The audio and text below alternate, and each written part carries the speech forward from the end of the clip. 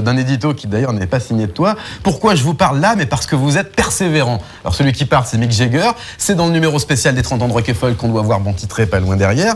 Et effectivement, 30 ans, c'est de la persévérance pour un journal de rock. C'est absolument incroyable. Ça n'est jamais arrivé. C'est la première fois qu'un journal tient 30 ans dans ce domaine.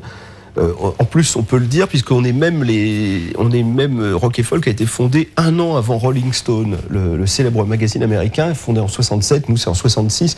On a même un numéro 0 sorti en 65. Donc si on voulait vraiment prouver notre crédibilité, on l'a là. 30 ans dans les kiosques tous les mois, il m'a semblé que ça méritait de faire un numéro spécial, faire quelque chose. Oui, certes.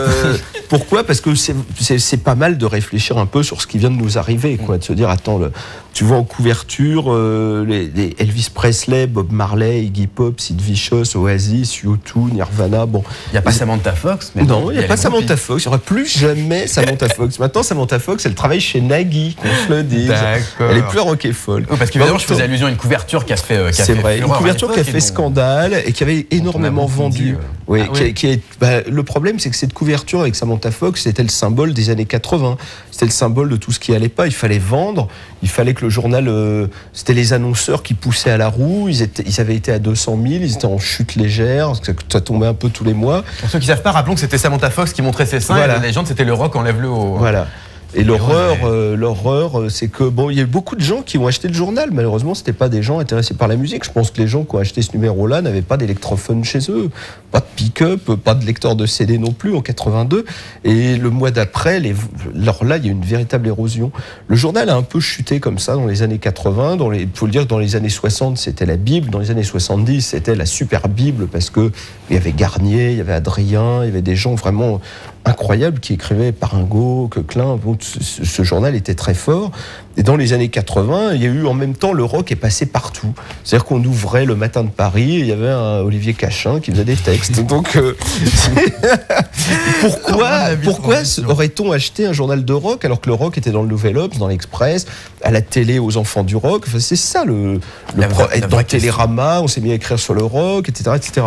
Toutes les années 80 ont été très dures pour la presse rock. Là, on s'est reformé, on s'est regroupé, on a retrouvé des plumes, on a des gens comme Philippe Garnier qui sont revenus, il y a Éric Dahan qui dirige la rédaction avec bienveillance et sagesse, mais une oreille très ouverte sur la techno, la house, les trucs progressifs.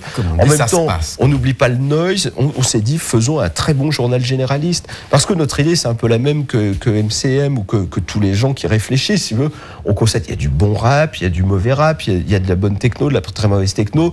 Et aujourd'hui, il y a du bon hard rock et du bon rock progressif. Et il y en a du très mauvais. Donc, pourquoi un journal n'essaierait pas de trier tous les mois, d'être un guide du consommateur, un guide des acheteurs de disques? Eh ben, en parlant de rock surexposé, le groupe qu'on va voir, et ça c'est une exclue, lui n'est pas très surexposé vu qu'il refuse quasiment tous les interviews d'être filmé, c'est Pearl Jam qui était live au Zénith. Quoi? Tu veux dire que vous avez réussi à voir Pearl Jam? Oui, mais en concert seulement, il ne parle pas, ou plutôt il hurle, c'était le 7 novembre 96, c'était Once Upon a Time, Pearl Jam. Au Zénith.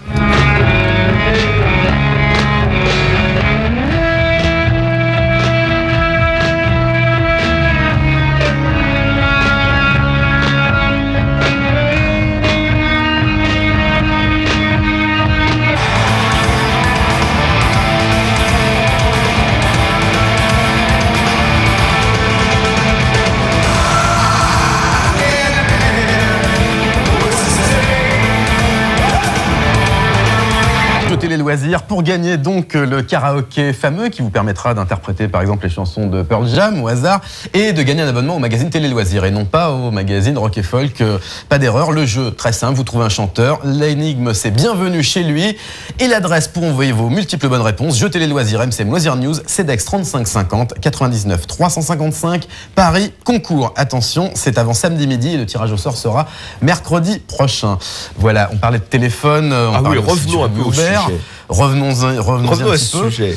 J'en profite pour voir l'annonce, je sais pas si tu es au courant, mais alors Liam, le chanteur d'Oasis, enfin l'ex-chanteur d'Oasis, s'est fait prendre avec de la drogue.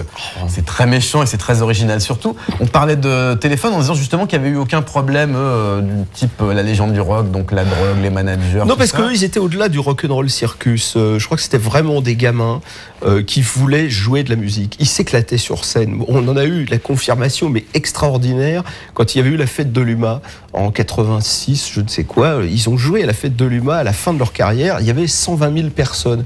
Et moi, je me souviens, j'étais venu avec eux parce qu'il n'y avait pas d'entourage non plus. Il n'y avait pas une cour téléphone comme il y a souvent autour de certains chanteurs ou certains groupes. Non, il y avait un ou deux journalistes. Il y avait François Ducret, Alain Vess et moi. On était les 3 journalistes. Et je me souviens, dans cette espèce à la Courneuve, on était là, on était dans la loge avec eux, on buvait des bières, et d'un seul coup, on a entendu la foule qui se mettait à hurler. Téléphone, téléphone. Et c'était Steel Pulse, le groupe de reggae qui passait. Et les gens hurlaient, et 120 000 personnes hurlaient plus fort que le groupe qui jouait sur scène. On entendait téléphone, téléphone. Radar est arrivé, hagard, il a dit bon, Steel Pulse va arrêter de jouer, il faut qu'on monte sur scène. On ne sait pas, 120 000 personnes, qu'est-ce qui peut se passer?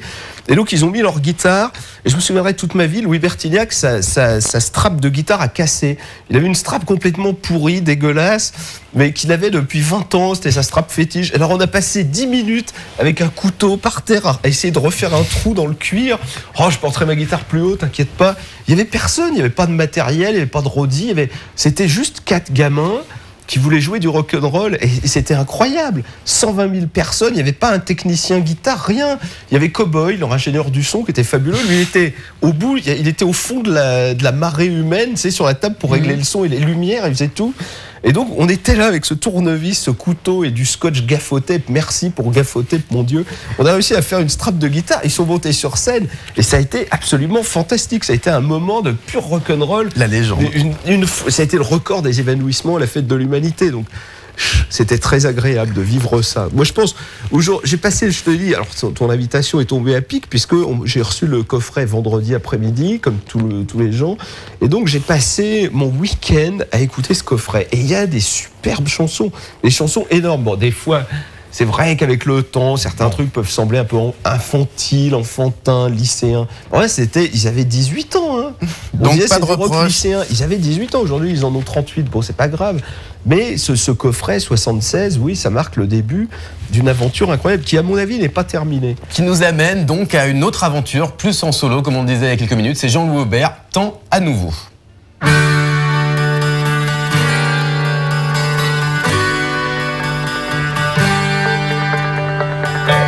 Puisque les dauphins sont des rois,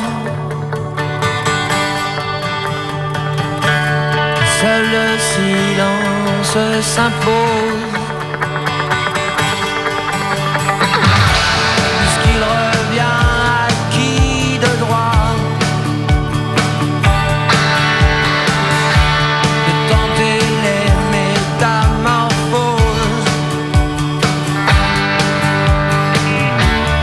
Puisque les révolutions se font maintenant à la maison, et que lorsque le monde implose, ce n'est qu'une nouvelle émission.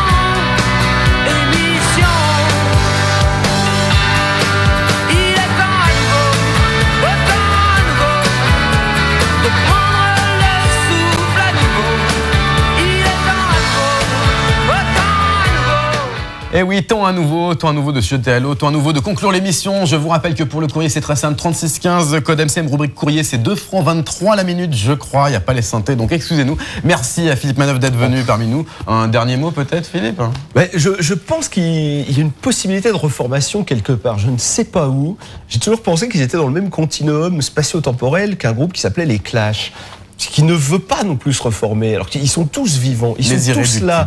C'est des irréductibles. Et je pense toujours, je me dis, bizarrement, une année, ils vont se reformer ensemble, le même mois, la même année, Clash, Téléphone. Cette année, c'était les Sex Pistols. Ça fera du bien. Ça sera peut-être pour l'année prochaine, 97. Ça serait mieux. Ça serait quand même mieux que ce qu'on a vu avec les Pistols. Impeccable, c'était le MAG. Merci beaucoup, à plus. Jax.